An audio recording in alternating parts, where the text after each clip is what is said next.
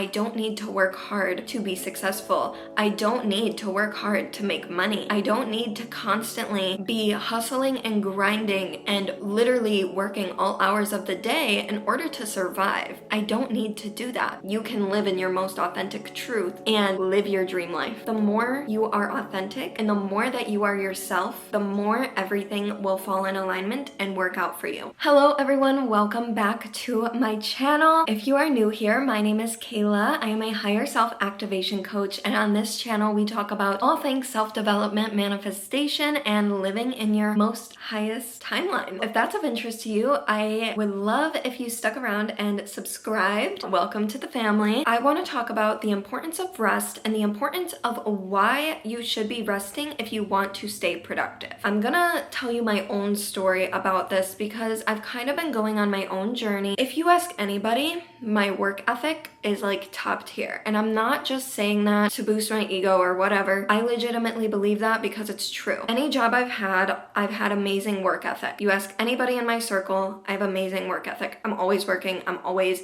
on top of shit, I'm always organizing my shit, I'm always doing something. By doing, I'm not tapping into my feminine energy enough. It's not allowing me to tap into my feminine energy. By doing so much, it feeds into the hustle culture of our society. I've noticed that many people have this limiting belief that in order to be successful and gain any type of money in this world or do any type of notable thing, that you have to be constantly hustling and grinding and you don't have time for anything else but work. And that was me for a really long time. Recently, I've been kind of hopping out of that, and by changing what I've been doing, I've been able to develop new evidence that supports a new belief system. And that belief system is that I don't need to work hard to be successful. I don't need to work hard to make money. I don't need to constantly be hustling and grinding and literally working all hours of the day in order to survive. I don't need to do that. That is what I've been doing since I was able to work. Since I was 16 years old, that's what I've been doing, is I've been constantly living in survival mode. I've been constantly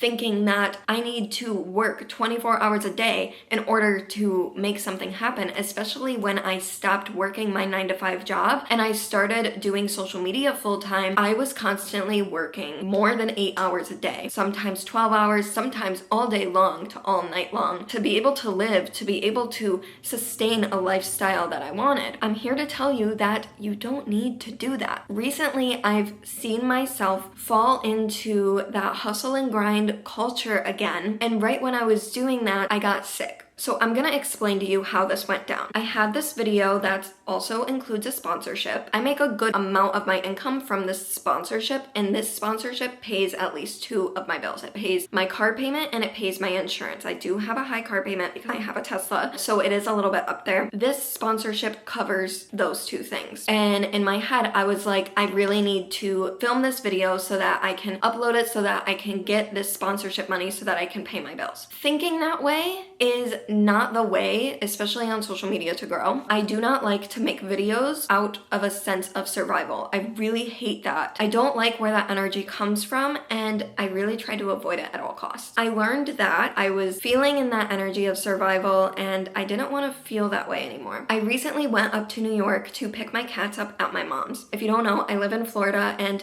my mom was watching my cats while we got moved in and settled in. So I recently flew up to New York to grab my cats and come back down here. Before I left, I was like, okay, I'm going to save this amount of work for when I'm at my mom's. Like, I literally specifically did work so that I would have something to do at my mom's house. She lives kind of in the middle of nowhere. I wouldn't have a car up there, and I would just be sitting inside the whole time. So I was like, okay, I need some type of work to do. Perfect. I'm gonna get this sponsorship done while I'm there, right? Wrong. So I filmed the video. The video's great and I love it, but I didn't edit it yet. A whole bunch of shit happened. So the first flight I was supposed to be on did not go as planned. And I was flying with JetBlue for the first time. I had never flown with them before. I usually fly with Southwest, but I decided to fly with JetBlue for whatever reason. And the flight was delayed. Finally, we get on the plane and we were sitting there for 5 hours on this plane and it did not leave the ground. I went through a whole thing. I had water spilled on top of me from the guy next to me who showed pretty much no remorse. I had chips thrown at me by a child, which is fine, whatever, they're children, but children were running up and down the aisles. There was this mom who was getting really frustrated and said like, pretty much like, get us off this plane, because they really legally couldn't hold us there that long, and they did. It was a whole situation. So pretty much the reason for the delay was a paperwork issue, but then it turned into a weather issue, and then all of the flights in Orlando were canceled. And I don't want to get too much into it, but that is part of the story. So then I had to come home, and I had a whole entire day of my life wasted, and it pissed me off because I was just like, my time is valuable. I hate that this travel day did not turn into a travel day, and I have work to get done, and I need to get to New York before my flight back to Florida. And so I was pretty upset because they could not get me on another flight until 2 days later, and that only left me 2 days to be in New York. So then I was getting kind of like annoyed because I was like, well, what if that flight's delayed, right? So I was just kind of upset, and then finally the next day I got an offer to get on a flight that day, and I took it. And I go up to New York and everything's perfect, and I get up there, and as soon as I get off the plane, I get sick. As soon as I get off the plane, I can barely breathe. I'm cold as shit. I didn't bring a proper jacket. The weather change, I think, literally made me so sick. My throat was hurting. I had a sinus issue. I had flu-like symptoms, like my whole body was hurting, and nobody else around me got sick. I was also supposed to visit my brother and my dad, and I did not go to visit them because of the fact that I was sick and I did not want to get them sick, and my brother's immune compromised, so I didn't even get to see them when I was up there. So I was sick for about 2 weeks. I'm still kind of dealing with something in my throat. I'm pretty much better for the most part. This caused me to not be able to keep in touch with my clients. It caused me to not be able to even edit a video. I couldn't even watch YouTube videos, guys. I got on this call with a bunch of people from the ayahuasca retreat that I went on. We do a call once a month, and I got on the call, and like, just to listen, I didn't even like put my camera on or anything, and my head was pounding so bad I couldn't even listen to the call. Like, that's how bad this sickness was. I literally only had time to lay in bed and just deal with the pain. That's it. And I do not take medicine, but I took medicine because it was that bad. So that being said, it forced me to literally stop working and take a step back and figure out what I really want in life. What I realized is what I really want in life is not to be hustling and grinding 24/7 and living in survival mode. I went 3 weeks without working, pretty much. I went 3 weeks without filming a video and putting it on YouTube, which is crazy for me because I never do that. My last video was the same sponsorship. Like, this company I've been working with, it's called Dossier. I've been working with them for maybe like 3 or 4 years now. I don't know, but I get perfume every month to review, and you know, they pay me, yada yada. And normally I have a couple videos in between these sponsorships, and I have no videos in between these sponsorships because of the fact that I literally could not work. I could not make videos. I could not do anything. And so that really put me in a sense of, how am I gonna pay my bills? Because I have taxes coming up.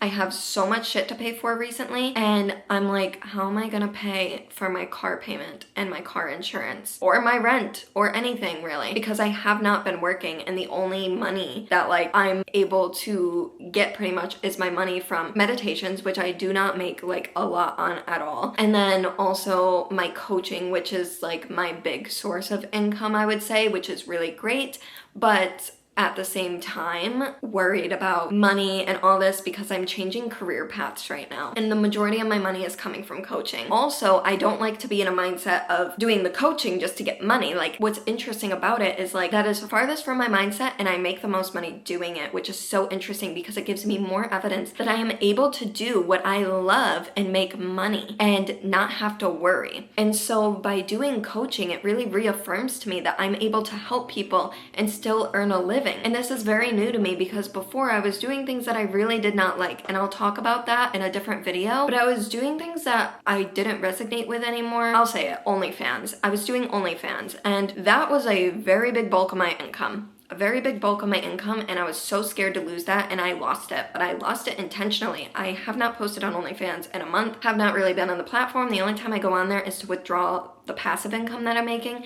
it's really not much at all at this point. So I'm going through this transition of like what I actually want to do in life, and it's been scary. AF. And what I've noticed, by being sick, I had to sit in the silence and just accept messages from the divine and be receptive to what I was going through. And I get home and then my mom is here and I'm still sick. I still don't really feel like doing anything. I feel like I have to entertain her because this is pretty much like her vacation. And I was planning on doing that anyway, but I was like also sick, so I just didn't feel good. And so that kind of took away from me doing work as well. But what I noticed through all of this is that I still got paid. I still got paid from coaching. I still got paid from different revenue streams that I was worried about for some reason. And I think this just comes from a sense of trying to survive my whole life. And I've noticed with a lot of people, they could be getting paid thousands of dollars and still be freaking worried about paying their bills or paying for anything really. I realized that I had to learn a lesson that even if I take 3 weeks off, I'm still going to be taken care of by the divine. God is not going to leave me high and dry. It really proved to me and affirmed to me that I am able to earn money without doing anything. All of these things added up and I'm okay.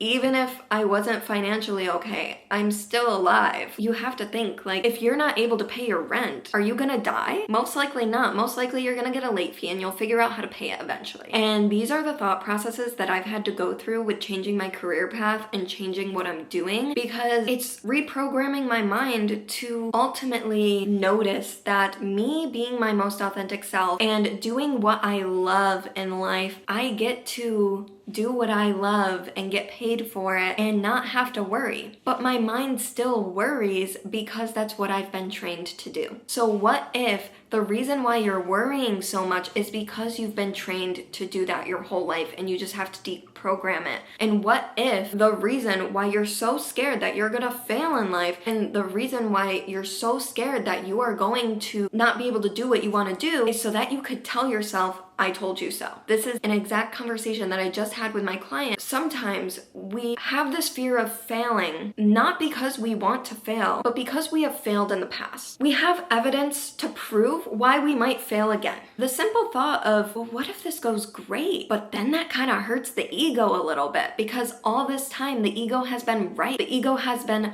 right about failing. Like, see, I failed here, I failed here, I failed here. But what if you don't fail next time? What if this time it happens the exact way that you want it to happen? And so a lot of the times when people will be afraid of failure, they're actually afraid of being proved wrong. They're actually afraid of success. They're afraid of what comes with that because they're not used to it. You might think, well, that sounds silly. Why would you be so afraid of that? Well, if you really think about it, maybe you're just afraid of being wrong. You're not necessarily afraid of failure. You're afraid of being wrong. Your ego wants to say, see, I told you so. You shouldn't have done that. That was silly. That was stupid. Why would you go and do this thing that you thought was going to be successful and then fail? Sometimes you need to put your ego in check and say, I hear you. I understand where you're coming from, but come along on this ride with me because we are not going to fail. If you fail, what is the definition of that? Because to me, failure is not doing anything at all. The message that I want to convey in this video is that you do not have to hustle and grind to survive. You don't have to do that. The way that you come out of that, the way that you are able to see that you don't have to do that is by establishing a new belief system that you want to create for yourself. And when you establish this new belief system, all you have to do is create evidence that supports the belief system that you want to create. Let's say that belief system is that you can live in your most authentic truth and live your dream life. And then you take bits and pieces of evidence that will support that belief system. This is something that I coach my clients through in my coaching program called Live in Your Highest Timeline. If this is something you're interested in working on with me, then I highly suggest that you click the link in the description down below. I am offering a free coaching consultation about 30 minutes long to see if we're a great fit for each other. And if so, then we can go on with the coaching program. This is a 12-week coaching program. It also includes guided meditations and PDF worksheets as well. And the goal of this program is to literally get you to live in your purpose, live in your highest timeline, and merge with your higher self. So if that's something that you are interested in doing, I highly recommend you to book a call with me, and I would love to sit down with you and see where I can help help you. The message that I want to leave with you today is the more you are authentic and the more that you are yourself, the more everything will fall in alignment and work out for you. And sometimes you might not be able to see that right away because things might fall apart. Things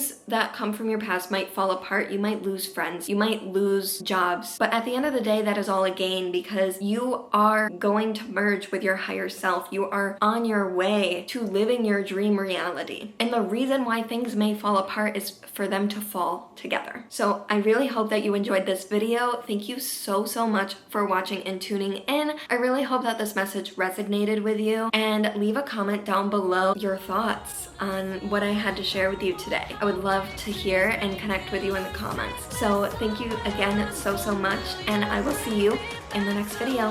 Bye!